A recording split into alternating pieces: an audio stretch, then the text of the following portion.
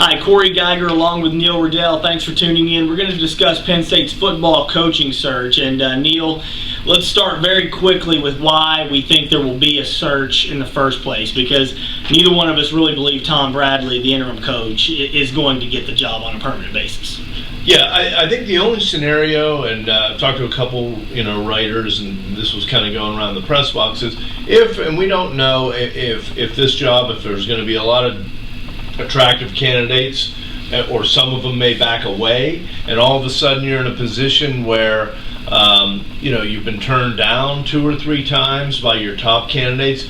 Does that mean that maybe they would take Bradley and give it to him as an interim where they would continue the search to let things settle down? I mean, I don't know. I don't think that would be really desirable, but I could maybe see if this thing doesn't produce the kind of candidate they want, that maybe they know what they have in him at this point. That'd be the only thing I could see with it. Tom Bradley's done a great job, obviously, handling this tremendous adversity through, as he calls it, unprecedented in the history of college football.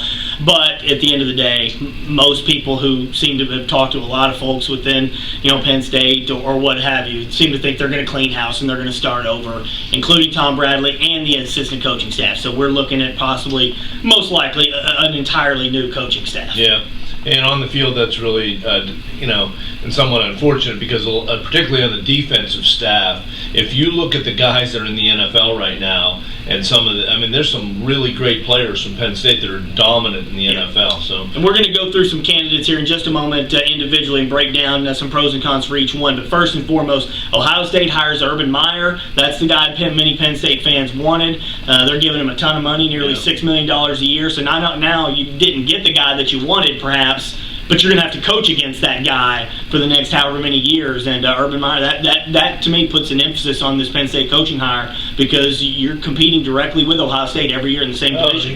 No question. And you look at, obviously Wisconsin's program's in great shape with Bielema.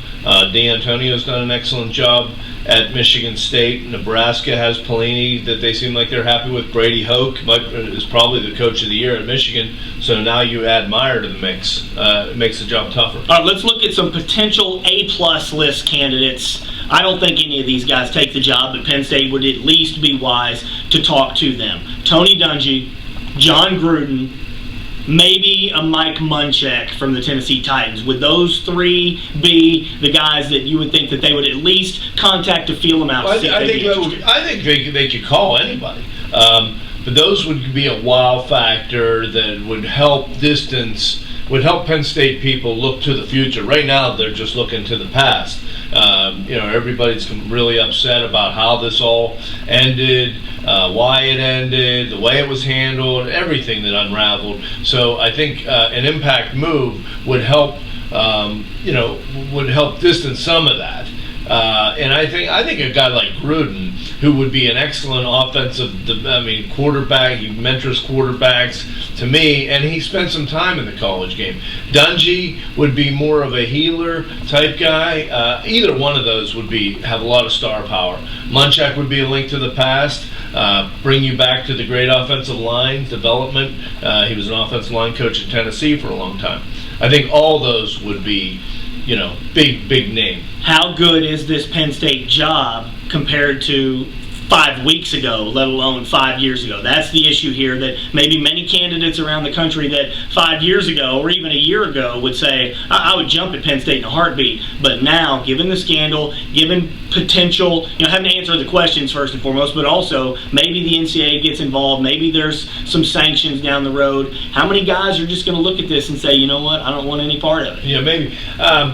Just talking to some more people, I'm wondering whether the NCAA maybe is at a little bit of window dressing. With a place that had really been under institutional control forever, and obviously, allegedly at this point, was lax. It's curious, because you never wanted to follow the legend. Okay, but now, does that change a little bit, where people that might have been reluctant in the past, maybe wouldn't be as afraid of the job. I don't think you'll have to answer a lot of questions in terms. You will initially, but I think once a new hire, particularly a clean break from the past, that person will be able to look forward. We're going to try to break down a handful of these candidates in 10 or 15 seconds. We're going to start with Pat Fitzgerald from Northwestern. He would maybe be my number one choice.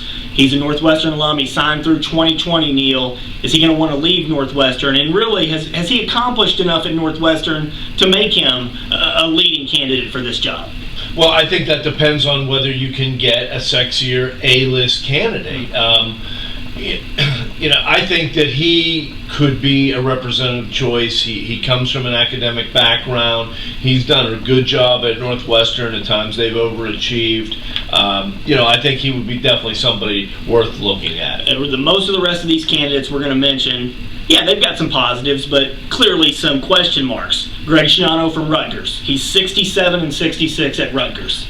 Yeah, I've been more impressed body of work with what Fitzgerald has done at Northwestern against a tougher schedule. Dan Mullen from Mississippi State. He was born in Drexel Hill. He played at Ursinus, Pennsylvania roots, but yet I think he's 20 and 17 at Mississippi State. He was Tim Tebow's and Urban Meyer's offensive coordinator at Florida. That's his resume. Yeah, he doesn't jump off the table to me. Maybe if he would have more success at Mississippi State or been there longer, he just doesn't really excite me. Al Golden, the news of last week that he signed a 4-year extension. He's locked up in Miami through 2020.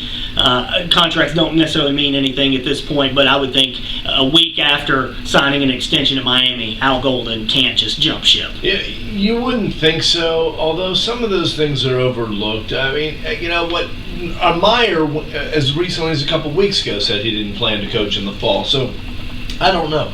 And I think for somebody to come in here, you would think they would want to have some appreciation for Penn State. Maybe they figure they can take this on and have an emotional tug, and that would be a player or somebody who, maybe had been on the coaching staff at some time before. Mike London at Virginia. He's 51 years old. He's coached 2 years at Richmond, had success, 2 years at Virginia. Is he ready for this kind of challenge? A guy that's only been in his fourth year. I'm surprised he's 51. Mm-hmm.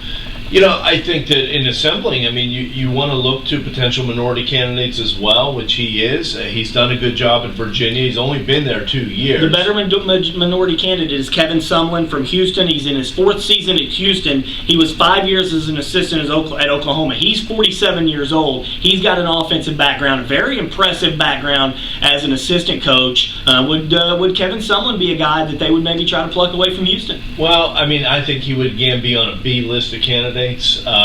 You're at Houston. You've never really been able to stop anybody. Mm-hmm. You'd like him. He's offensively a guru, and it would be a radical change. But who knows? I think for him to emerge as a top candidate tells me that they have a lot of other people that maybe not that interested. And that's where we are. We can go through all these lists of names and everything, but how many top candidates are there really? And we're just about out of time here, but Mark D'Antonio from Michigan State, would he be a name? Paul Johnson from Georgia Tech. But again, if you're not going to get Dungy or Gruden or somebody like that, are you going to get a sexy candidate that's just going to excite everyone? Not. Johnson's name intrigues me. He's comes from pretty good academic schools in Navy and Georgia Tech, and where he separates compared to like a Dan Mullen or even a lot of these guys on this list, he's been real successful at a couple places. All right, thanks for tuning in.